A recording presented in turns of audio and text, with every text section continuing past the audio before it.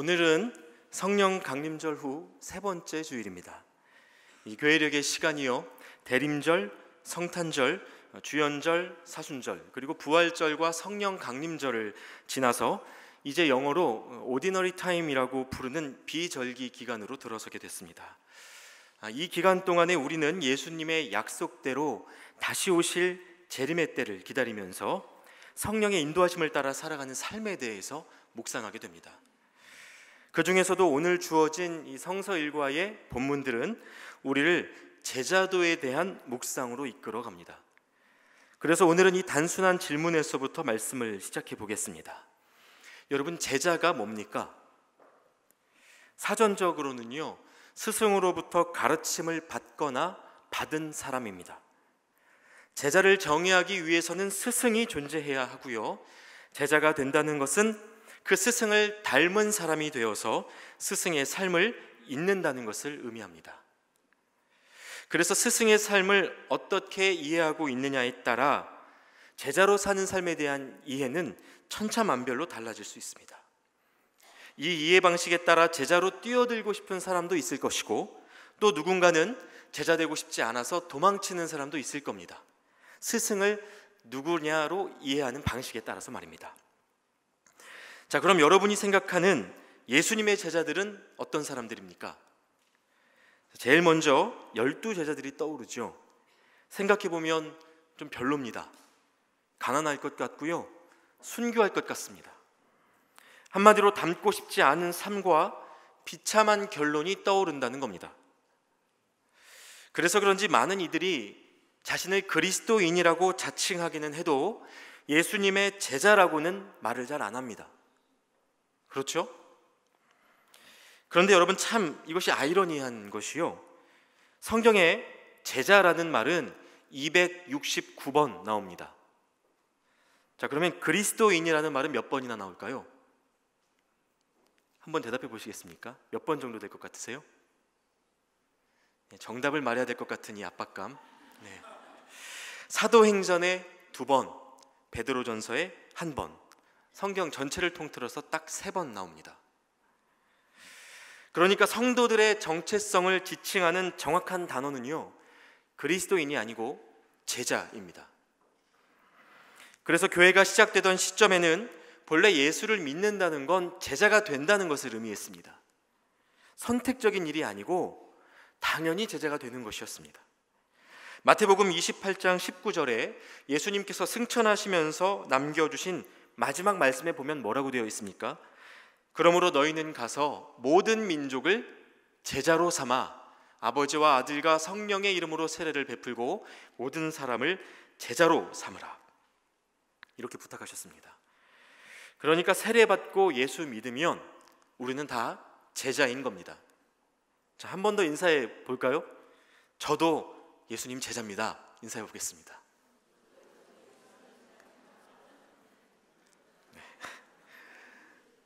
좀 이 말이 선뜻 안 나오시는 분들도 계신 것 같습니다. 그런데 여러분, 2000년 전에 제자들이 스스로 갖고 있던 제자의 이미지는 정말 이렇게 나쁘지 않았습니다. 그들은요, 엘리야를 생각했고 또 엘리사를 떠올렸습니다. 그들은 처음에 자기들을 엘리야 선지자를 섬기는 엘리사 선지자 정도로 생각했다는 말입니다. 왜 그렇습니까? 구약 성경의 마지막인 말라기 4장에 보면요, 메시아에 대한 예언이 이렇게 기록되어 있습니다. 말라기 4장 5절부터 6절까지 말씀해요. 내가 선지자 엘리야를 너희에게 보내리니 그가 아버지의 마음을 자녀에게로 돌이키게 하고 자녀들의 마음을 그들의 아버지에게로 돌이키게 하리라. 약속된 메시아를 엘리야라는 선지자의 이름으로 부르고 있는 겁니다. 그러니까 예수님을 보면서 엘리야가 오셨구나, 사람들이 이렇게 생각했다는 거예요. 그런데 이 엘리야가 누굽니까? 이스라엘 역사에서 제일 먼저 손꼽히는 능력 있는 선지자, 하나님의 사람입니다. 실제로 우상을 섬기던 아합 왕 밑에서 영적으로 깜깜했던 그 시절에 바알신을 섬기는 이들 400명과 맞붙어서 이긴 인물이었습니다. 예수님이 변화산에서 모세와 엘리야와 함께 대화하는 것을 제자들이 목격했다는 복음서에 기록이 있을 만큼 엘리야는 이스라엘 사람들에게 모세와 동급이었습니다. 또 구약성경 마지막에 아까 읽으셨던 내가 선지자 엘리야를 너희에게 보내리니, 이 말은 이스라엘 백성들에게 메시아는 곧 엘리야다라는 도식을 만들어 주었던 겁니다. 그래서 세례 요한이 활동할 때나 예수님께서 활동하실 때 당시 사람들이 엘리야가 살아서 왔다는 소문을 내고는 했었습니다. 자, 그런데 이 엘리야 선지자에게도요 많은 제자들이 있었습니다. 그중 수제자 이름이 뭔지 아십니까? 네, 오늘 본문에 나왔던 엘리사입니다. 그러니까 여러분, 예수님의 제자들은요 예수님을 따르는 동안에 자연스럽게 자기들을 이 엘리사에 투영하게 된 겁니다. 우리 예수님은 메시아시니까 엘리야, 우리는 그분의 제자니까 엘리사, 이렇게 생각하게 됐다는 거죠. 사실 엘리사는요 엘리야의 제자였지만 스승보다 더 큰 능력을 행한 인물이었습니다. 오늘 구약 본문이 바로 엘리야에게 있던 성령이 엘리사에게 갑절의 능력으로 임하는 것을 보여주는 본문이었습니다. 엘리사는 이 성령의 능력을 힘입은 후에 죽은 자도 살리는 엄청난 기적을 일으키는 인물이 됐습니다. 이 사람의 권위가 얼마나 대단했는가 하면요, 오늘 그 본문 뒷부분에 이어지는 내용들을 읽어보시면요, 엘리사가 좀 탈모가 있었던 모양입니다. 대머리였던 모양이에요. 그런데 그걸 보고 길거리에서 나온 아이들 몇이요 대머리요 대머리요 하고 놀리다가 곰 2마리가 나와서 이 놀리는 아이들을 다 죽인 이야기가 성경에 기록되어 있습니다. 문자적으로는 너무나 잔인해서 다 이해되지 않는 상황인데요, 어쨌든 이런 능력, 이런 권위, 이것이야말로 유대인들이 기대하는 스승과 제자의 모델이었다는 겁니다. 그래서 예수님이 활동하시던 당시에 제자가 되고자 하는 이들, 이미 제자가 된 이들 할 것 없이 모두 엘리야나 엘리사처럼 사는 삶을 기대했었습니다. 예수님께서 놀라운 기적을 행하실 때마다 이 제자들은 우리가 갖고 있던 생각이 맞았구나, 정말 이분은 놀라운 능력을 갖고 있는 분이구나, 우리의 길을 방해하는 사람이 있으면 가만두지 않을 수 있겠구나, 우리에게 힘이 있구나, 이런 생각을 했었을 거란 말입니다.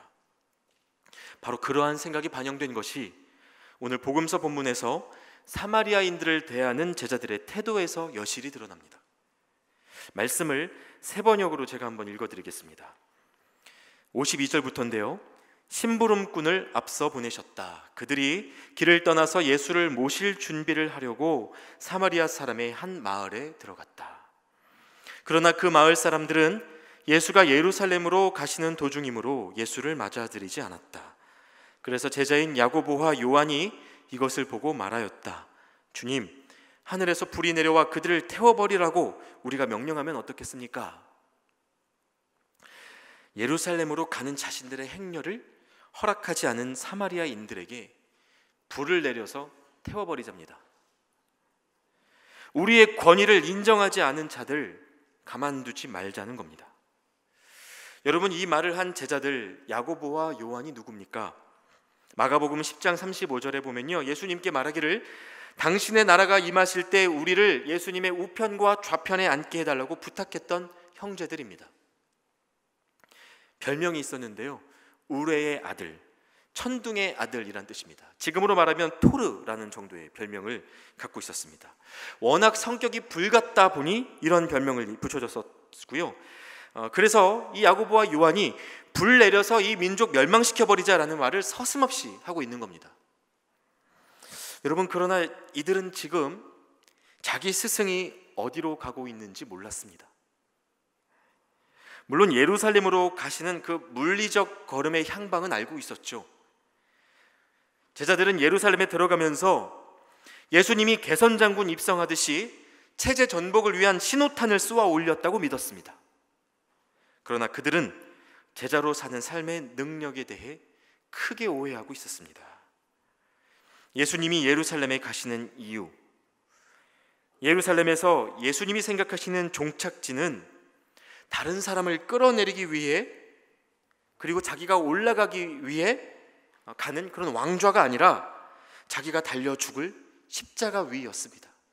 그게 예수님이 생각하시는 예루살렘의 종착지였습니다.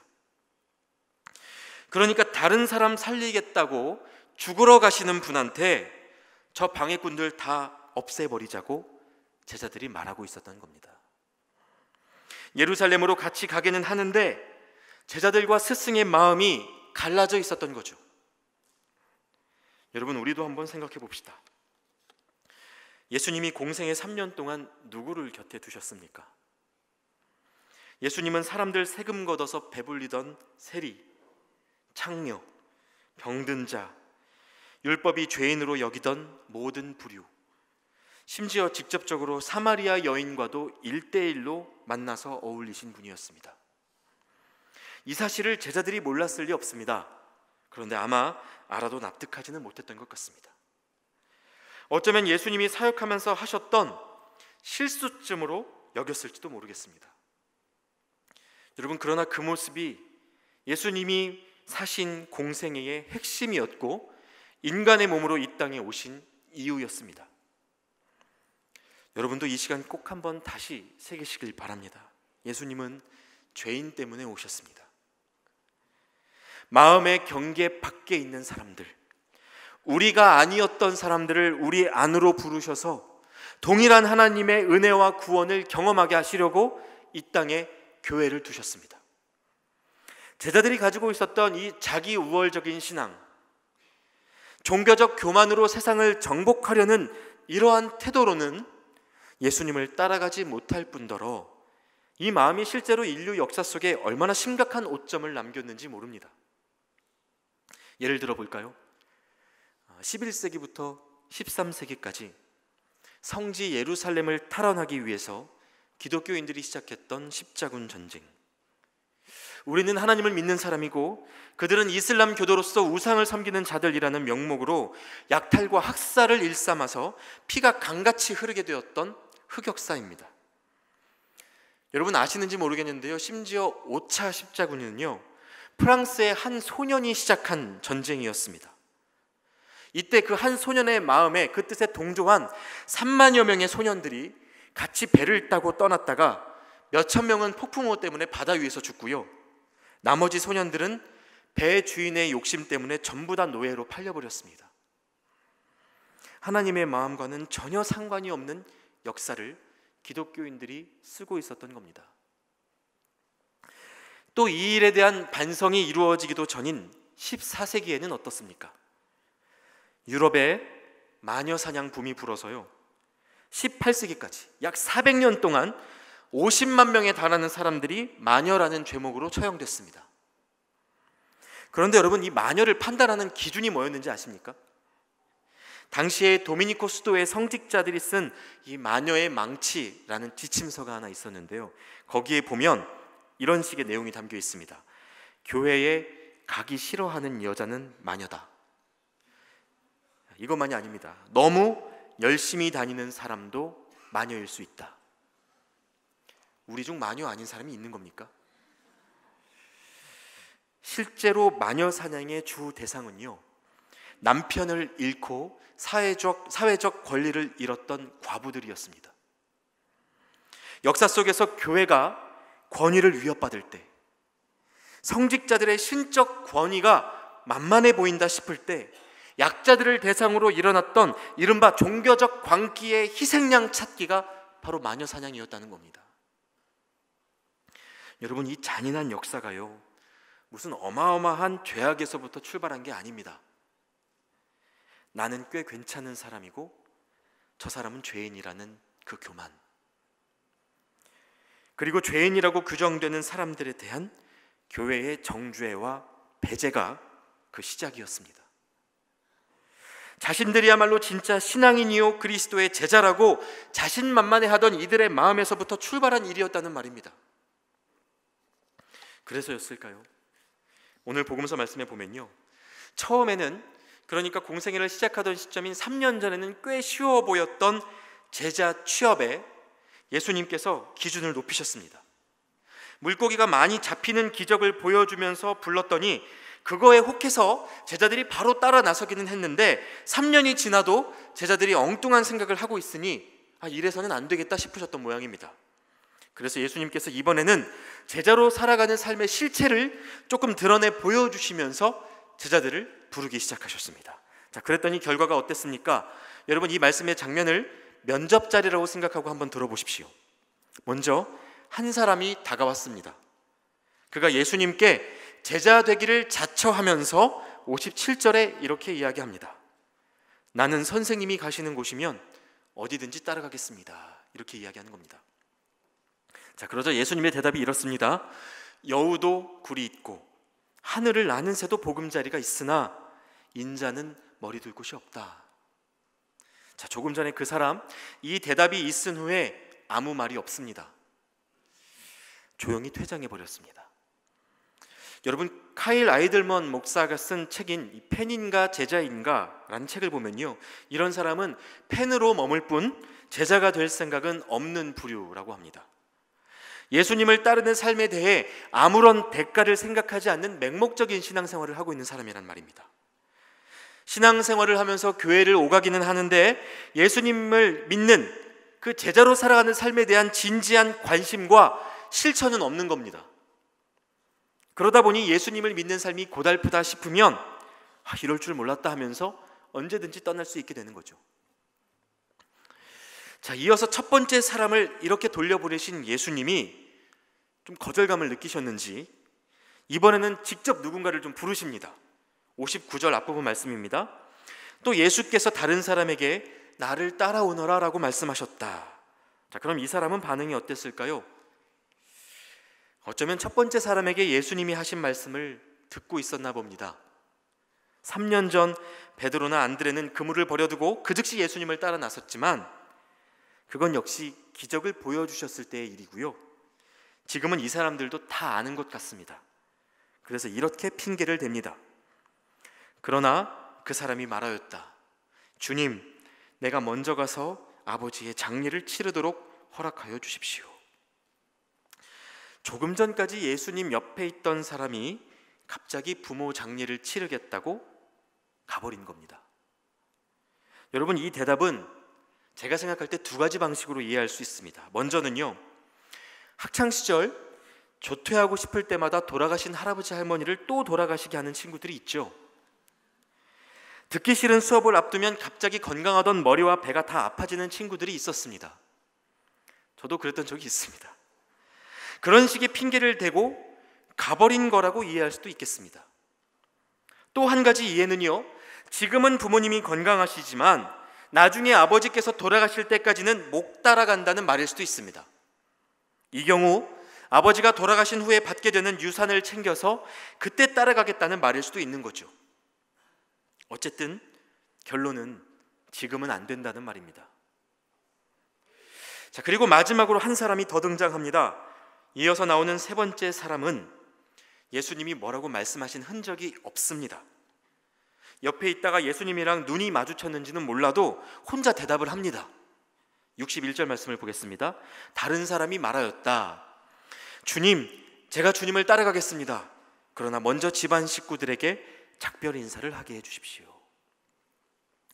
이 사람은 가장 가능성이 많아 보입니다. 안 가겠다는 건 아니에요. 그러나 가족들과 인사하고 가겠다는 말입니다. 꽤 납득이 됩니다. 그러나 예수님은 이 사람이 결국 가족에게로 돌아갈 사람이란 걸 아셨던 것 같습니다. 지금 당장 예루살렘에 죽으러 올라가시는 예수님의 길을 따라가기엔 예수님이 아닌 소중한 것들이 참 많은 사람이었던 겁니다. 그러니까 오겠다는 사람도 말리시고 오라는 사람은 다 떠나는 이때에 제자는 굉장히 인기 없는 직종이 되었습니다. 세상이 멋으로 여기고 힘으로 여기는 것들의 이미지 메이킹을 빼버리니까 도저히 제자로 나서겠다는 사람을 구할 수 없을 정도가 됐습니다.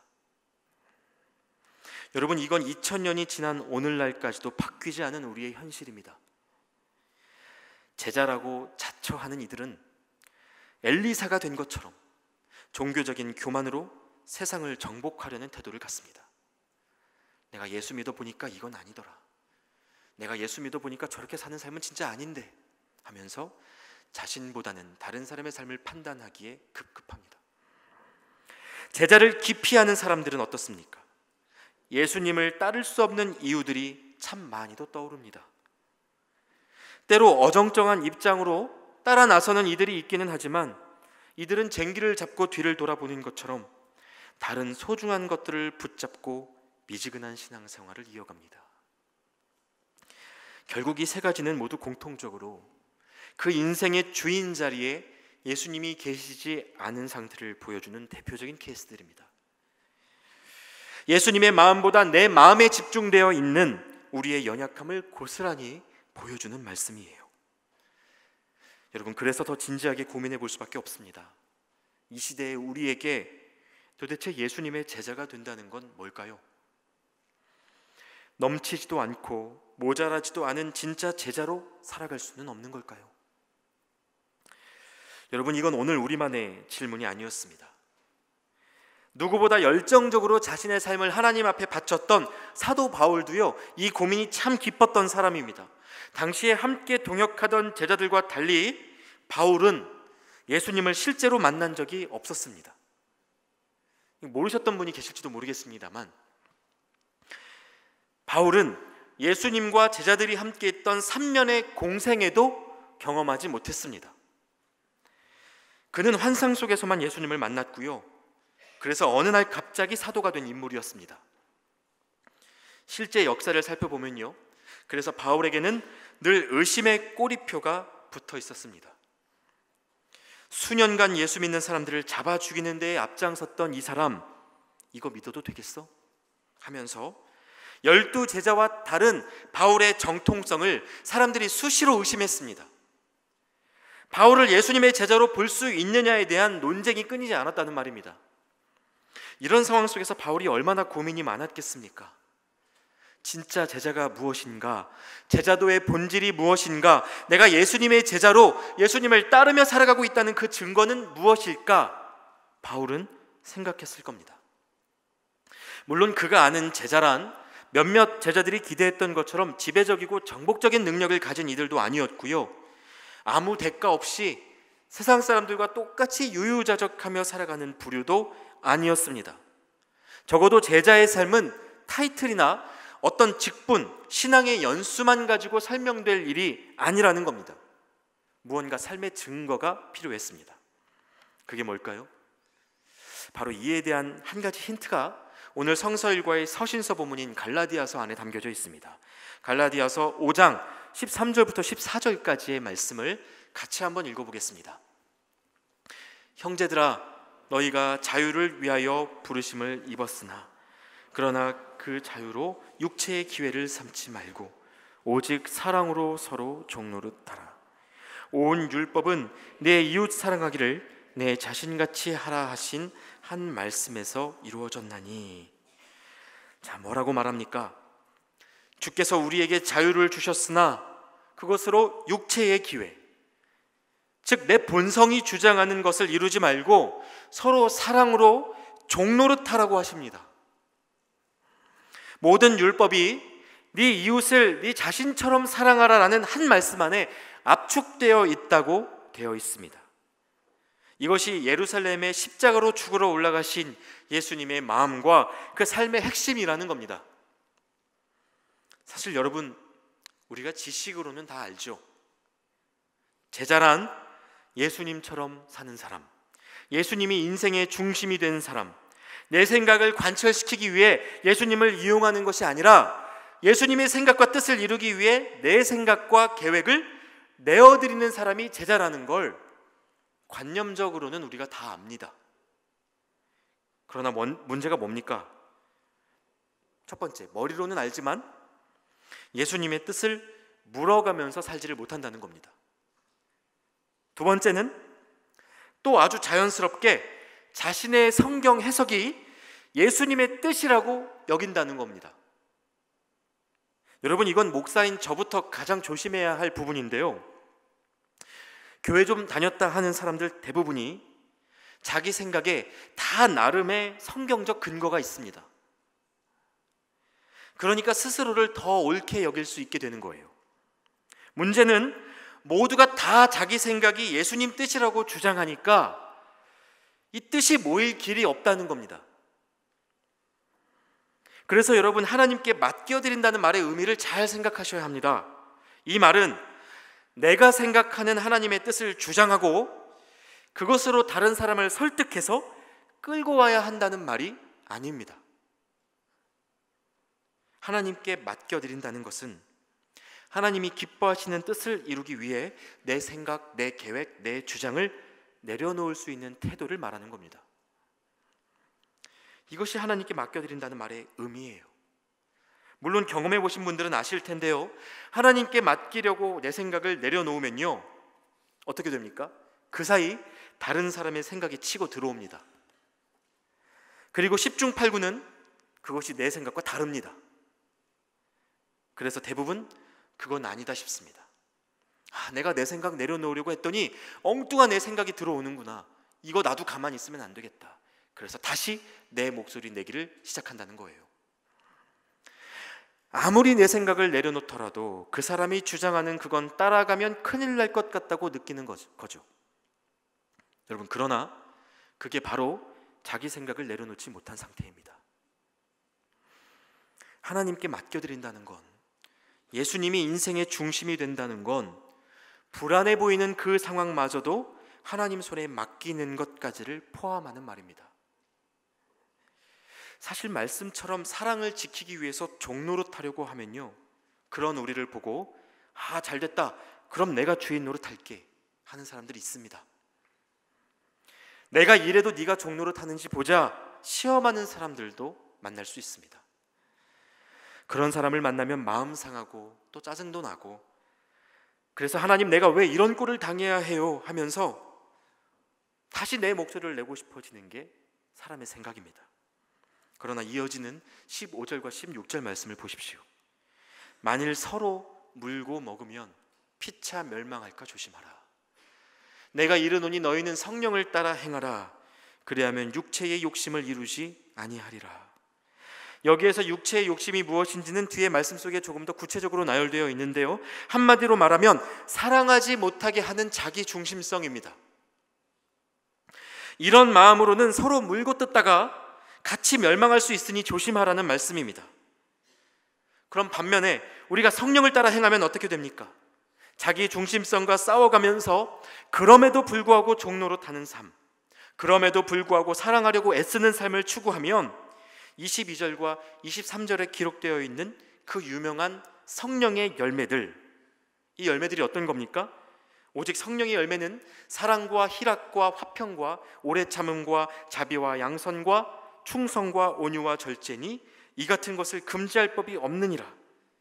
이렇게 귀중한 열매들이 우리의 내면에 맺히게 된다는 말입니다. 옳다고 느끼는 내 소리를 주장하여 내 생각으로 사람들을 끌고 오는 사람은요, 평생 그렇게 살아온 사람은요, 결코 이 성령의 열매를 그 내면에 맺을 수 없습니다. 여러분, 그래서 예수님의 제자라는 증거는 하늘에서 불을 내리는 능력, 엘리야와 엘리사가 가지고 있었던 이 덤빌 수 없는 권위에 있는 것도 아니고요, 예수님과 함께 보냈던 3년의 시간 속에 있는 것도 아닙니다. 오직 성령의 인도하심을 따라 사랑해 보려고 몸부림치는 그 삶에, 사랑 때문에 기꺼이 종노릇하는 삶에, 그리고 그 과정을 통해 우리 내면에 빚어지는 성품에 우리가 제자라는 증거가 있습니다. 아직 하나님을 모르는 세상 사람들은 우리가 그렇게 서로 사랑하는 모습을 볼 때 우리가 예수님의 제자라는 것을 확인하게 됩니다. 이건 요한복음 13장 35절에서 너희가 서로 사랑하면 이로써 모든 사람이 너희가 내 제자인 줄 알리라. 예수님이 이렇게 말씀하시면서 너무나 명확하게 가르쳐 주셨던 내용이었습니다. 여러분, 이 시대에 정말 수없이 많은 이단들이 존재합니다. 그래서 우리가 경계하고 조심하죠. 그런데 그 이단들의 공통점이 뭔지 아십니까? 사랑 없는 진리를 선포한다는 겁니다. 그리고 그 사랑 없는 진리의 이면에 폭력성을 담고 있다는 겁니다. 이건 정말 예외가 없습니다. 여러분, 물론 사랑하기 때문에 강한 진리의 선포가 필요하고 사랑의 매가 필요할 때가 있습니다. 그러나 사랑의 매는 결코 사람을 짓밟지는 않습니다. 사랑의 매는 함께 우는 눈물을 동반합니다. 그래서 그 매가 사랑인지 폭력인지는 맞는 사람이 느낍니다. 그러므로 여러분, 우리가 교회 안에 있다고 해도 사랑할 줄 모르고 용서하지 않으려 하고 희생하지 않으려고 몸이 묶여 있는 한 우리가 온전한 예수님의 제자라고 말할 수는 없습니다. 그리스도인이라고 자처하면서도 제자로 살지 못하는 우리의 연약함을 또 한 번 탄식하는 마음으로 하나님 앞에 내어놓아야 한다는 말입니다. 부디 이 시간 저와 여러분의 눈이 예수님이 보시는 사랑과 희생의 가치를 함께 볼 수 있기를 기도합니다. 이 앞서 보았던 종교적인 교만이나 맹목적인 신앙에서 벗어나서 곁에 허락된 사람들 전심으로 품어내라는 이 제자의 소명에 여러분 다시 한번 응답하실 수 있기를 바랍니다. 그래서 강해져야만 살아남을 수 있다고 말하는 세상 앞에, 아니, 우리의 약함은 하나님의 능력이다, 십자가 위의 죽으심은 미련해 보여도 세상을 구원하는 하나님의 능력이 되었다, 이렇게 당당하게 말할 수 있는 믿음이 이 시대 청년들의 삶에 제발 회복될 수 있었으면 좋겠습니다. 성령님께서 여러분 오늘 우리 도와주실 겁니다. 하나님의 마음을 구하는 자마다 그 성령 하나님 부어주시겠다고 약속하셨습니다.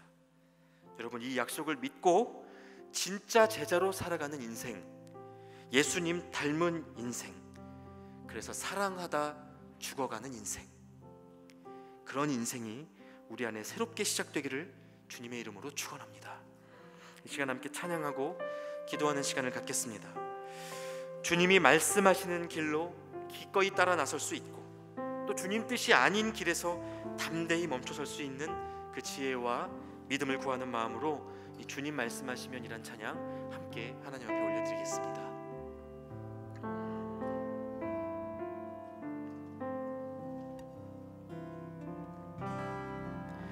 주님 말씀하시면 내가 나가리라.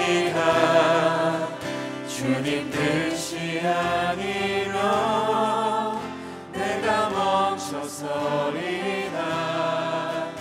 나의 가고 서는 것 주님 뜻에 있으니 오 주님 나를 이끄소서.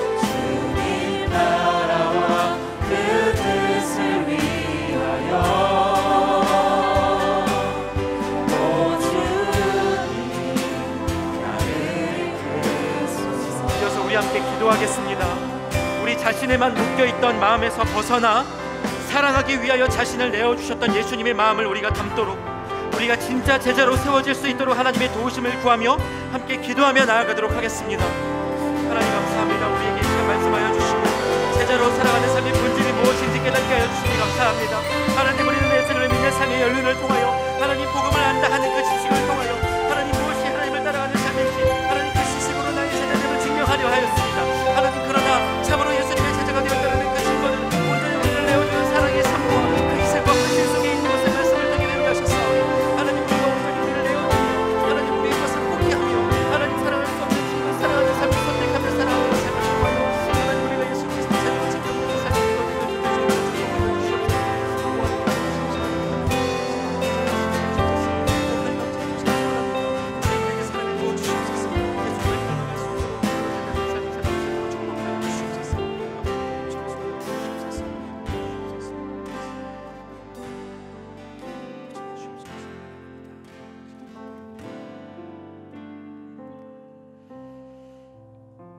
하나님, 우리는 예수님을 삶의 주인으로 믿는 그리스도인이라 자처하면서도 제자 되기를 주저했고 우리가 제자로 부름받았음을 알지 못한 채 살아왔습니다.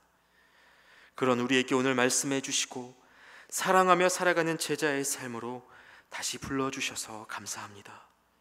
하나님, 우리 안에 만연한 종교적인 교만과 실체 없는 헌신이 사라지게 하여 주십시오. 옳고 그름을 판단하는 지식보다 하나님과 이웃을 향한 거짓없는 사랑을 우리에게 부어주십시오.